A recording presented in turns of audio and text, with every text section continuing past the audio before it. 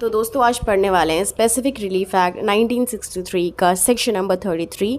इसको एग्जांपल के तौर पे समझते हैं। ए और बी दोनों में कॉन्ट्रैक्ट हुआ, ठीक है, दोनों के बीच में एग्रीमेंट हुआ। एग्रीमेंट के बाद ए को बी ने 10,000 रुपये दिए और बी को ए ने 2,000 रुपये दिए।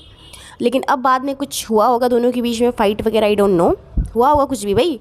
अब ए जा रहा है कोर्ट ये बोलने के लिए कि भाई जज साहब यहाँ पे कोर्ट में जा रहा है कि सर इस इंस्ट्रूमेंट को कैंसिल कर दीजिए आप। कोर्ट बोलता है हाँ ठीक है कैंसिल तो कर देता हूँ, पर ये जो तुमने जो 10,000 का बेनिफिट लिया है बी से, और बी से भी बोलेगा कि तुमने 2,000 का बेनिफिट लिया है, तो एक काम करो दोनों को वापस कर दो, जितने जितने पैसे लिए हो, जितने बेनिफिट्स लिए हो वापस कर दो, रिस्टोर कर दो एक दूसरे को।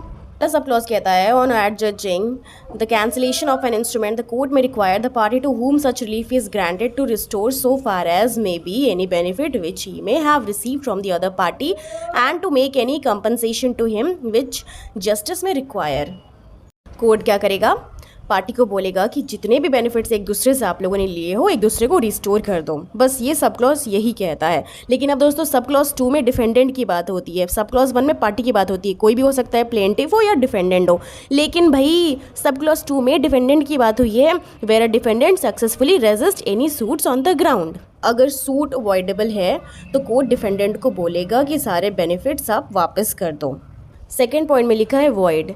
अब एग्रीमेंट उसके अगेंस्ट वॉइड है क्योंकि कॉम्पिटेंट नहीं था। सेक्शन 11 ऑफ कॉन्ट्रैक्ट में लिखा है कि कॉम्पिटेंट होना चाहिए कॉन्ट्रैक्ट, पर यहाँ पे कॉन्ट्रैक्ट तो कॉम्पिटेंट बन नहीं पाया। अब कोर्ट बोलेगा कि प्लीज़ डिफेंडेंट आप सारे बेनिफिट्स को रिस्टोर कर दो। बस इतना ही चीज़ कह रहा है दोस्तों।